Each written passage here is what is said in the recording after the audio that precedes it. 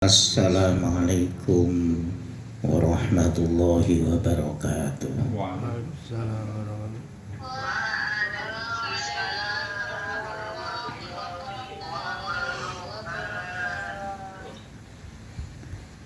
Ila mu'allif al-Fatihah. A'udzu billahi minasyaitonir rajim. Bismillahirrahmanirrahim. Alhamdulillahi rabbil alamin arrahmanir rahim maliki yaumiddin. Iyyaka na'budu wa iyyaka nasta'in ihdinas siratal mustaqim siratal ladzina an'amta 'alaihim ghairil maghdubi 'alaihim waladdallin. Amin. Bismillahirrahmanirrahim. Qul ja'al haqq wa zaqal batil innal batila kana zahuqa. Qala mu'allif rahimallah. Thumma yartafi'u min ruku'ika mu'akkidan lirroja'i fi nafsika biqaulika sami'allahu liman hamidah. Setelah kita ruku ini adalah gerakan atau posisi yang sangat penting dalam sholat. Oleh karena itu sebagian ulama mengatakan bahwasannya ketika kita ada kesempatan untuk sholat, ya mungkin sholatnya itu sendiri, kalau berjamaah nanti makmumnya atau jamaahnya itu kurang nyaman. Ketika ruku itu, terutama sholat sendiri, ini posisinya itu agak lama, durasinya itu agak lama. Karena posisi ruku ini sebagian ulama mengatakan bahwa gerakan-gerakan dalam posisi ruku inilah gerakan untuk kesehatan tubuh kita. Ketika kita sakit pinggang, ketika kita sakit punggung, ketika sakit lutut kita itu sakit, maka cobalah untuk melakukan ruku yang durasinya agak lama. Minimal kalau sholat berjamaah itu membaca tasbih 3 kali, tapi kalau sendiri itu bisa 7, 9 atau 11 kali. Nah, ketika kita ruku, di mana posisi anggota tubuh yaitu kepala yang di atas kita sejajarkan dengan pantat kita, maka ketika kita mau berdiri untuk i'tidal, kita itu setelah ruku dalam posisi i'tidal kita mengucapkan sami'allahu liman hamidah. Sami'allahu liman hamidah itu artinya Allah akan mendengarkan, maksudnya mendengarkan itu mengijabahi keinginan-keinginan hambanya yang bisa bersyukur. Ai ajaba liman syakaro.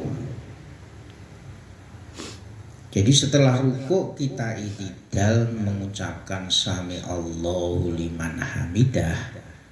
Kalau artinya ya sami Allah, semoga Allah mendengarkan. Maksudnya itu mendengarkan itu mengijabahi, mengabulkan kepada orang yang memujinya. Nah, dalam hati kita itu menguatkan akan rojak, akan harapan kita kepada Allah, di mana Allah senantiasa memberi rahmat kepada kita, yaitu dengan ucapan sami Allahu liman hamidah. Sumatur difu dzalika bisyukri.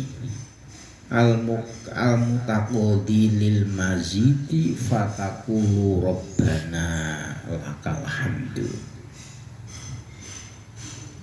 Jadi setelah posisi kita itu tidal, ya setelah itu tidal berarti itu berdiri dari ruku.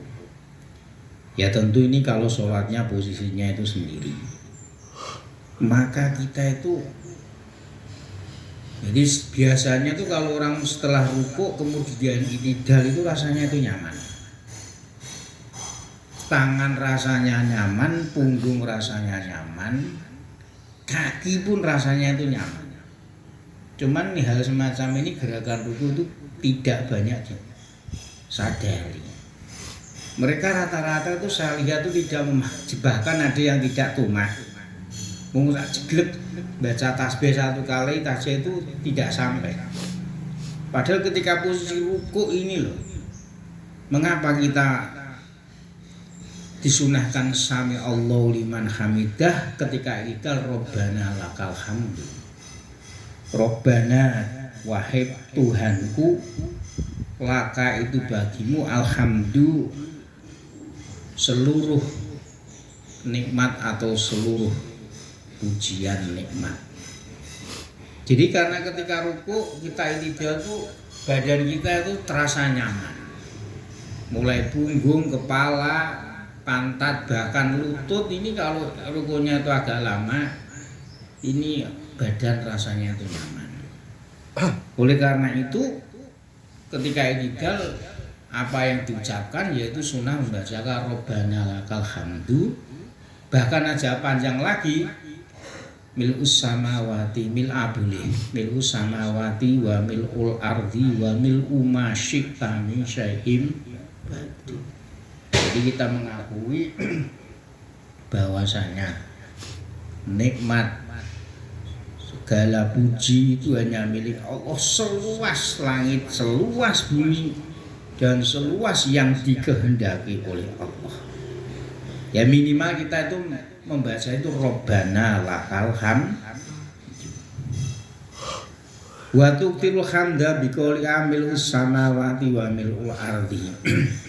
Dan kita mengakui bahwa dengan kita mengucapkan mil'us samawati wa mil'ul ardi, atau boleh kita mengucapkan mil'a dibaca nasab atau fathah, itu menunjukkan bahwa kita itu mengakui apa? Bukan hanya cuma Allah mempunyai hamdu, tapi seluruh jagat alam semesta ini, sehingga pengakuan-pengakuan kita terhadap apa yang diberikan oleh Allah terhadap kita, maka tidak lain adalah al-syukru al-mutaqadi lil mazidi. Maka nanti nikmat kita akan ditambah oleh Allah Subhanahu wa ta'ala. Nah, setelah kita i'tidal membaca Rabbana lakal hamdu mil'us samawati wa mil'ul ardi wa mil'u ma syi'ta min syai'in ba'du. Tapi nek salate nek dhewe nek iso kuwi diwaca. Tapi nek kuwi diwaca nalika jamaah biasane makmum kuwi grundel. Yes, jamaah itu pada dasarnya itu memperlihatkan kita itu sosial masyarakatnya, syiarnya Islam itu ada. Oh ngetone nek Islam iki bersatu. Ndi rupane bersatu, nyatane bareng-bareng ning masjid ning musala berjamaah. Summa tahwi ila sujudi. Kemudian setelah rukun yang berikutnya dalam sholat adalah sujud. Wa wa'ala darajatil istiqanati fatumakinu azza adhoika wa al wajhu min adallil asya'i wa huwa at-turabu. Dan posisi sujud ini adalah, ya sujud ini loh, ini adalah puncak daripada kedudukan hati kita itu anteng atau tenang. Jadi ketika sujud itu bener-bener wis bahasane ora sah maca tasbih lah.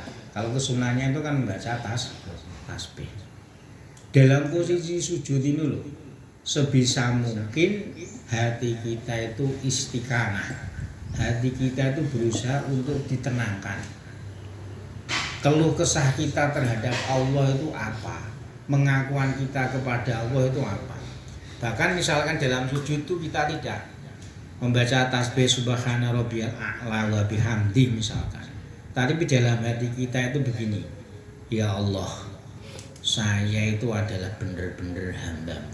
Tapi dalam hati orang oleh diucapke, nanti nek diucapke batal. Kanggo bahasa Indonesia itu atau bahasa Jawa itu nanti batal. Jadi misalkan dalam sujud kita itu dalam hati itu saya hambamu, saya banyak dosa. Oleh karena itu ampunilah dosa-dosa saya. Dalam hati tapi kalau kesunahnya yang membaca tasbih. Karena apa? Ketika sujud itu adalah posisi. Ya, posisi kita itu dalam puncak dekat dengan Allah Subhanahu wa taala. Karena apa? Kepala yang mestinya di atas,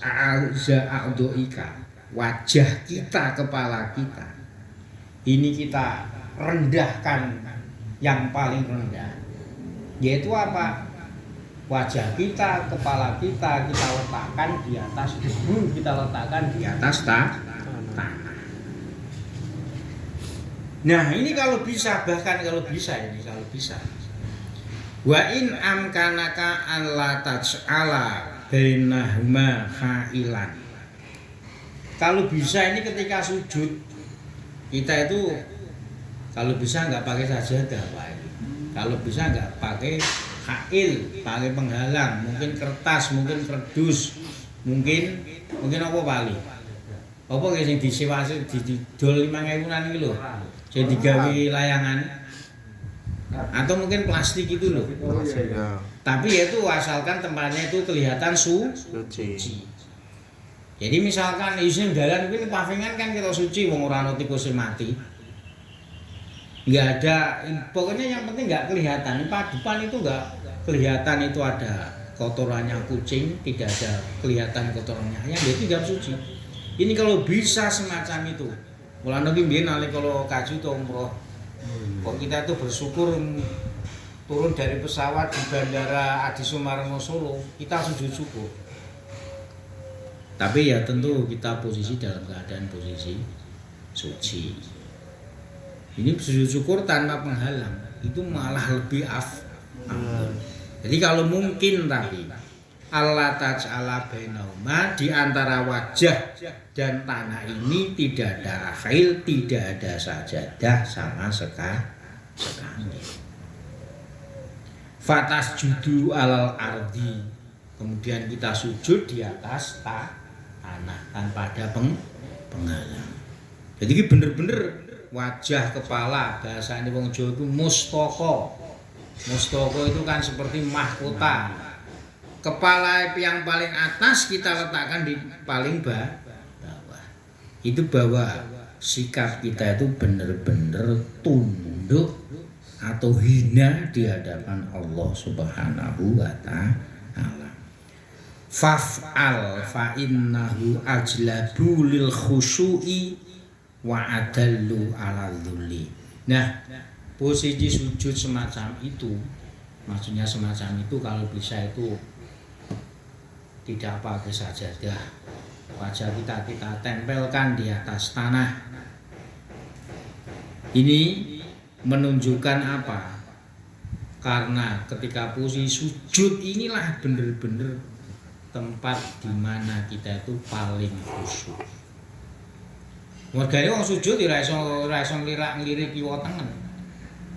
Jenenge mungkin nek ngadeg utawa nek ruku mungkin iso. Tapi ketika sujud cara mlingos ngiwa tengen ini tidak bisa.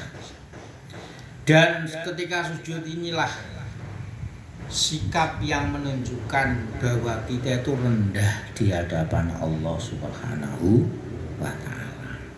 Nah, Kalau kemudian posisi kita itu dalam keadaan sujud, wa idza wadhta nafsaka maudhi ardulli, ketika kita menempatkan diri kita sebagai hamba yang paling hina di hadapan Allah. Ora duwe daya apa-apa, Iya. nalika isih enom, gandeng cewek rono rene, tapi ketika tua wis ora iso apa-apa. Dan yang tua ini yang membuat itu Allah Subhanahu wa taala. Cara iso neme iki gagah. Ngentek-ngentekke cewek, ngentek-ngentekke kekuatane, umpamane gelut yo menangan krana isih enom.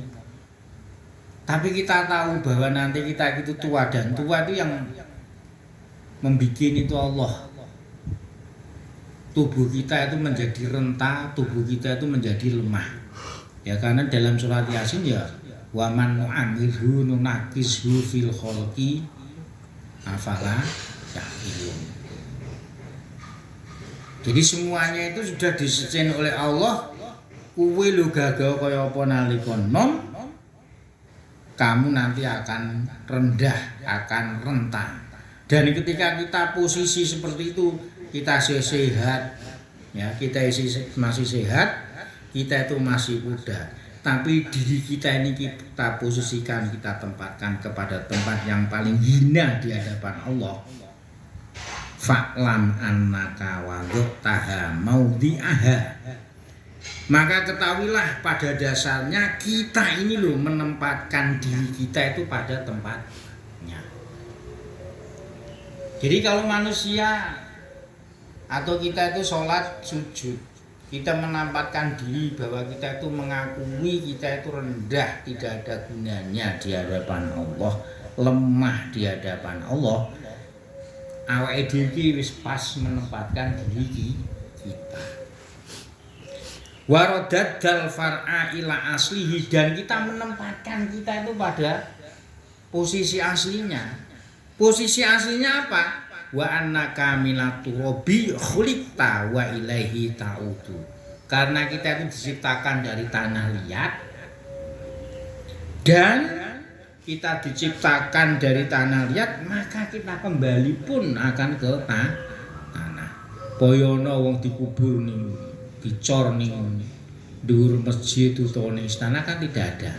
Mesti wong mati raja kaya kowe mesti dipendhem ning gone tanah liat. Kecuali sing dibakar. Bakar apa ya dibuak ning laut.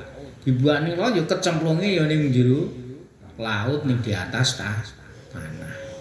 Jadi ketika kita sujud, kita menempatkan diri kita menjadikan posisi yang paling enggak ada gunanya, maka posisi itu adalah sudah posisi yang paling benar.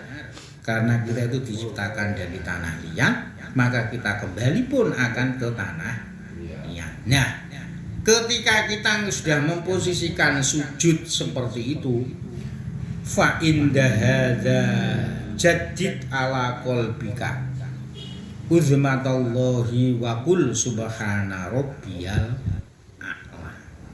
Maka ketika kita sujud sudah memposisikan semacam itu, diperintah dikongkon sujud ya sujud, maka kita disunahkan membaca subhana rabbiyal a'la. Mesti ini cuma pithok paling. Cuman sebagian ulama itu nambahi yaitu subhana rabbiyal a'la wa bihamdihi.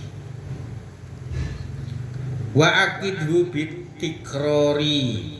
Dan kalau bisa kita membaca subhana rabbiyal a'la ini dalam posisi kita sujud. Sujudnya yang wajib, tapi bacaan tasbihnya itu yang sunnah. Ini kalau bisa diulang-ulang minimal 3 kali. Tapi nek cara fikih sing penting sah minimal 1 kali. Tapi kita itu kan bukan hanya bahasa fikih, tapi kita itu juga bahasa tasawuf. Kita juga membicarakan bahasa hati kita. Kalau bisa itu diulang minimal 3 kali. Karena apa disuruh atau disunahkan membaca minimal 3 kali? Fa innal karrotal wahidata dhaifatul athari.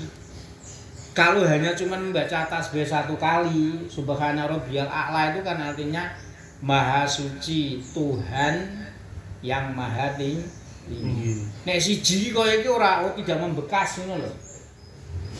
Doi fatul athari lemah, tidak ada bekasi. Nek awake dhewe iki bener-bener mentasbihkan Allah Subhanahu wa taala. Tapi nek diulang-ulang sampai 3 kali, ini nanti asarnya atau bekasnya, dampaknya itu akan ada. Faiza wis nalika wis sujud posisine ngono, sunah maca tasbih. Faiza raqqa qalbuka wa dhahara dzalika faltusaddiq raja'aka fi rahmatillahi. Maka ketika hati kita sudah mudah tersentuh roko ini maknanya itu tipis sudah terharu ngakoni nek Gusti Allah ki paling tinggi, paling kuat, kita itu lemah. Berarti hati kita itu kan roko sudah mudah tersentuh. Maka kita itu benar-benar mempunyai harapan atas rahmat Allah Subhanahu wa taala. Jadi nek cuman baca tasbih tok mau maca tok tapi hatinya itu belum tersentuh, dampaknya dalam kehidupan nyata di luar sholat itu belum ada, itu berarti belum rokok. Belum rokok iki maknanya asalnya itu tipis, tapi dalam arti tipis itu mudah tersentuh. Mudah apa ya bahasanya? Gampang nangis, mudah terharu. Nah, kalau orang itu mudah terharu, mudah tersentuh, maka fa inna rahmatallahi tusaru ila dhifi wa dhulli la ila takaburi wal baturi. Karena apa? Ketika hati kita itu merasa lemah, hati kita itu sudah tersentuh bahwa yang tinggi itu Allah dan kita itu adalah lemah, maka pada dasarnya rahmatnya Allah itu mudah diperoleh, rahmatnya Allah itu mudah diberikan kepada kita kalau hati kita itu merasa lemah dan merasa hina. Bukan sikap yang takabur, mumpung aku isih nom, mumpung aku isih gagah. Ini namanya takabur walaupun gagah, walaupun muda, tapi kita itu tidak boleh mempunyai sifat takabur. La ila takaburi wal batori. Jadi kalau kita itu ingin mendapatkan rahmatnya Gusti Allah, kita ya tidak boleh takabur, kita tidak boleh sombong. Batori itu sombong. Farfa rosaka mukabbiron wa sa'ilan hajataka wa qailan. Maka setelah sujud dengan posisi seperti itu, dengan hati yang seperti itu apa? Hati merasa lemah, hati merasa mudah tersentuh, maka kepala kita angkat sambil mengucapkan Allahu Akbar takbir. Kemudian berarti itu posisi rukun yang berikutnya yaitu duduk di antara dua sujud. Ini yang wajib adalah duduk di antara dua sujud atau rukun sholat.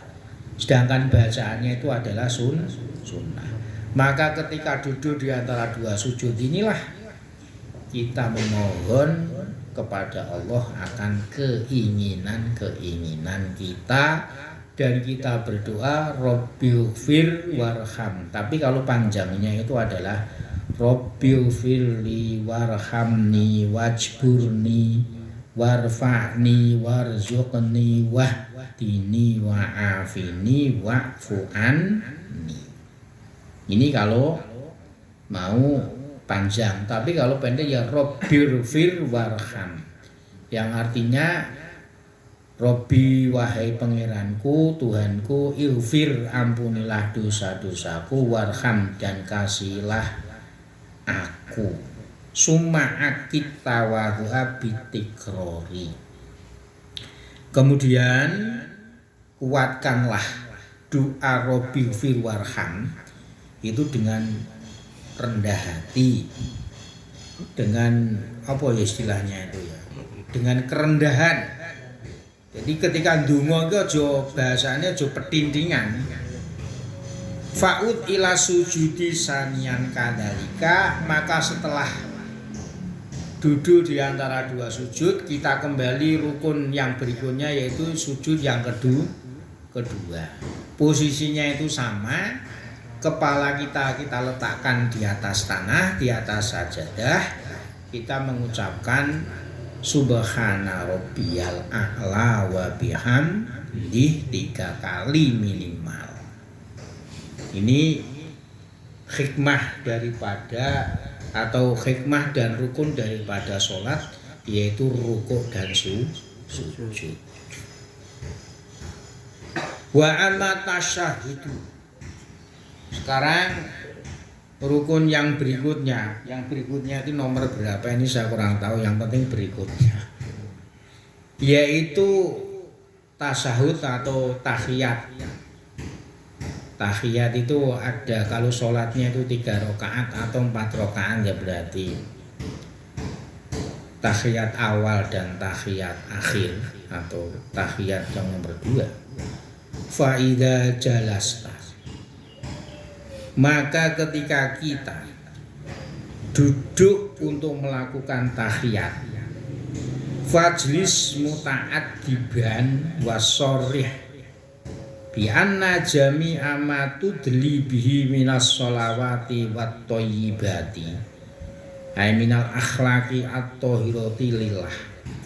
Maka posisi ketika kita duduk tahiyat, baik tahiyat awal maupun tahiyat akhir, maka itu duduknya itu dalam keadaan sopan santun, muta'adiban itu toto krama. Ya jane oleh lungguh sila ngene iki lho oleh tahiyat. Tapi kaya iki ora duweni tata. Duduknya itu kalau istilah ya ini kalau tahiyat awal, jadi bokongnya nglungguhi telapak yang ini. Tapi kalau tahiyat akhir, pantat ini menduduki lan. Ini menunjukkan bahwa sopan santun. Karena apa mesti menundung ini, tapi nek sila ini ya. Iya. Kaya-kaya ini kaya wong ngarepe slametan. Jadi yo jadi sah, tapi di sini itu karena kitab ini kan menerangkan fikih juga ada tasawufnya. Yo jadi bicaranya itu bukan bicara sah dan tidaknya, tapi tentang tata krama sopan santun dalam sholat pun juga bicara. Oleh karena itu muta'adiban itu maksudnya itu adalah duduknya itu dalam keadaan sopan. Ya sopan itu apa? Kalau tahiyat awal itu iftirash, kalau tahiyat akhir itu namanya tawarruk. Dan kita apa itu namanya? Dan kita itu menjelaskan ketika kita tahiyatul mubarakatus sholawatu thayyibatu lillah, kita itu harus menjelaskan sharih, mempertegas bahwa semua yang kita proklamirkan matudli itu maksudnya itu awake dhewe kan ngomong at-tahiyatu artinya itu apa? At-tahiyatul mubarakatu, at-tahiyatu segala penghormatan, puji-pujian, al-mubarakatu yang baik, at-tahiyatul mubarakatu sholawatu, dan begitu juga sholawat. Sholawat itu ya doa-doa serta harapan-harapan. Semuanya yang kita baca dalam sholat, dalam tahiyat itu kita proklamirkan bahwa semuanya itu tidak lain adalah kita tunjukkan itu adalah milik Allah Subhanahu wa ta'ala. Al-akhlaq at-thahirah lillah. Ya awake dhewe iki iso ngelem wong wah kae kok apik men, kae kok roman, kae kok sregep men, dan seterusnya. Itu kan namanya kebaikan-kebaikan. Tapi kita ini tidak boleh mengakui nek kuwi iki perilakuku itu karena amalku dan seterusnya, itu semuanya itu dikembalikan lillah, kepada Allah. Krana apa? Tidak semuanya. Kita awake dhewe iki padha iki maksude iki piye? Padha wong bugene, padha ngajine, padha ngertine. Tapi yang memberikan perilaku baik atau tidak baik itu semuanya itu dikembalikan kepada Allah Subhanahu wa taala. Jadi ketika kita itu menjadi orang itu baik, entah amaliyahnya dengan seseorang atau amaliyahnya dengan Allah Subhanahu wa taala, itu seakan-akan kita jangan mengakui, semuanya kita kembalikan minal akhlaqit thahirah lillahi. Perilaku-perilaku yang suci, maksudnya perilaku-perilaku yang baik. Cara madun mungkin luman, karo wong kok sopan santun men, kok sumeh men, itu kan baik gitu. Dengan orang itu kok saling membantu. Ya itu bukan menjadi kebanggaan gitu, itu yang kita proklamirkan, maksudnya kita tunjukkan, itu tidak lain adalah kita kembalikan kepada Allah Subhanahu wa taala. Kita tidak bisa berbuat apa-apa kalau hati kita tidak disentuh oleh Allah. Wa kadzalika al-milku atau al-mulku boleh lillahi wa huwa makna tahiyyah. Begitu juga kekuasaan atau kepemilikan kita. Awake dhewe duweni apa to? Duweni kesehatan, duweni pangkat, duweni kedudukan, atau punya segala-galanya. Itu semuanya hanya lillah, hanya milik Allah Subhanahu wa taala. Inilah pada dasarnya kalau kita itu mengucapkan at-tahiyyatul mubarakatus sholawatut ibadulillah dan seterusnya, itu tidak lain kita semuanya itu harus memproklamirkan bahwa itu adalah milik Allah. Jadi tidak bisa kita mengatakan setiap hari at-tahiyyatul mubarakatus, berarti cara sedina seminggu iki ya 5 ditambah 4 berarti kira 9. Tahiyat ping 9 krana subuh kan rano wali, rano tahiyat awal dan tahiyat sami.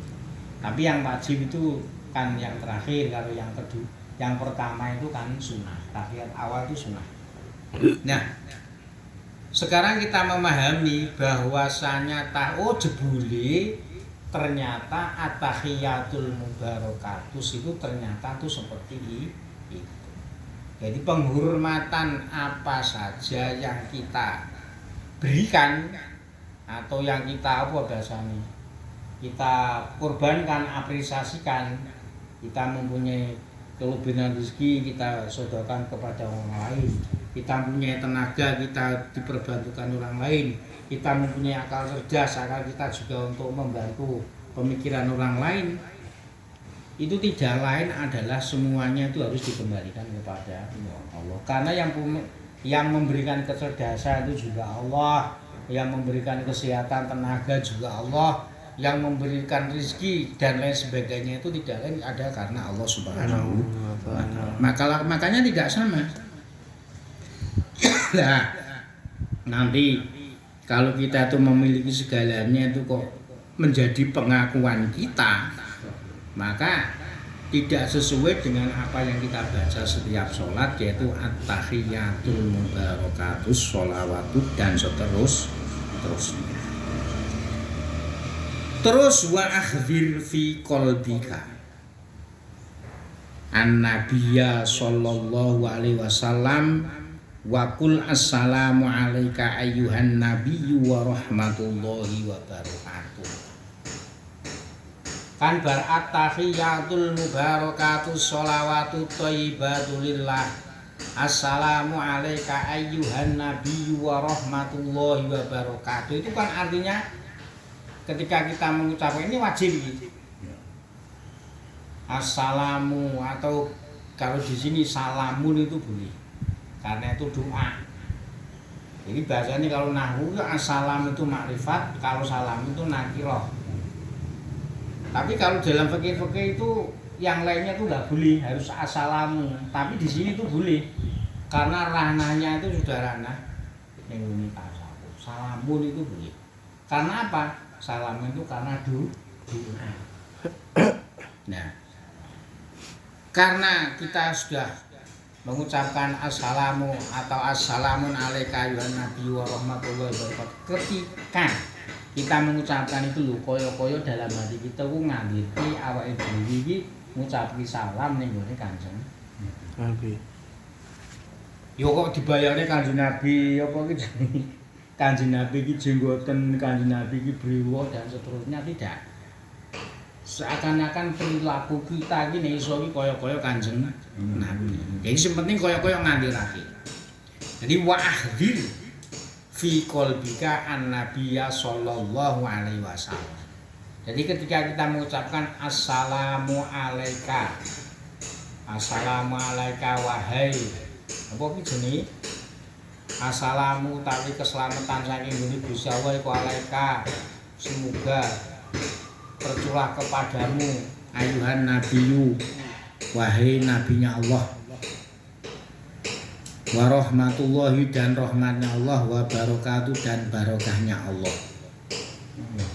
Jadi kaya-kaya awake dhewe iki ndonga utawa ndongake ning gone Kanjeng Nabi, ning pada dasarnya hati kita itu menghadirkan Nabi, seakan-akan itu kembali kita itu menjadi posisinya itu perilaku niki kaya Nabi. Jadi ini awake dhewe ndongane Kanjeng Nabi wis ora pakate. Oh Gusti Kanjeng Nabi ora butuh didongake. Hakikatnya itu seperti itu. Ya, doa itu pada dasarnya itu kembali kepada diri kita. Nah, warahmatullahi wabarakatuh. Jadi seakan-akan kita itu menghadirkan dalam hati kita bahwa Kanjeng Nabi itu hadir di hadapan kita. Wal yusaddiq amaluka fi annahu yabluhu wa yaridu alaika ma huwa awfa minhu. Jadi ketika awake dhewe assalamu alaika ayuhan nabi wa rahmatullahi wabarakatuh, semoga keselamatan rahmatnya Allah, barokahnya Allah itu tercurahkan kepadamu wahai Kanjeng Nabi. Maka angen-angene awake dhewe iki fal yusaddiq amaluka.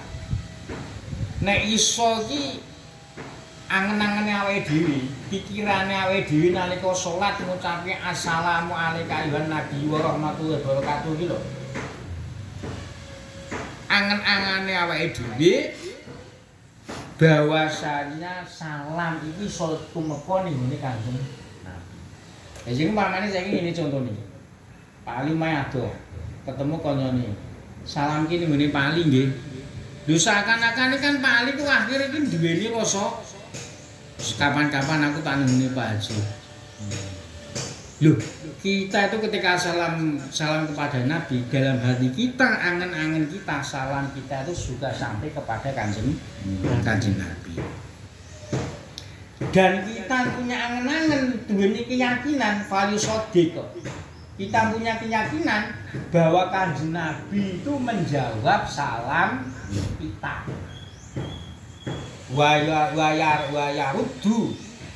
Wa yaruddu alaika ma huwa awfa minhu.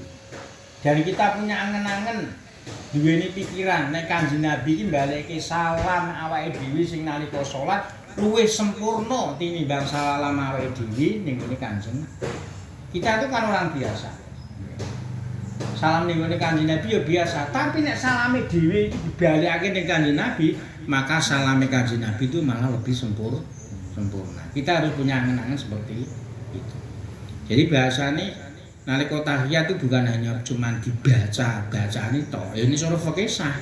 Tapi paling tidak dalam hati kita punya angen-angen bahwa ketika kita mengucapkan salam kepada Kanjeng Nabi, kita kudu yakin, angen-angen kita kudu yakin bahwa salam kita itu sampai kepada Nabi dan Nabi itu menjawab salam kita yang lebih sempurna. Buktine suwe baru gitu.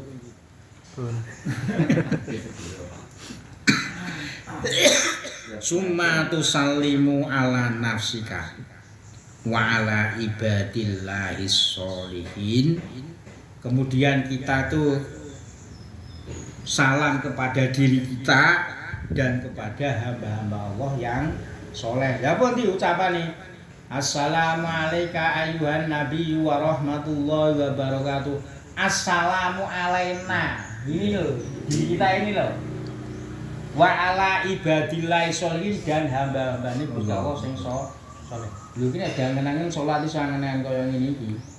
Luar biasa.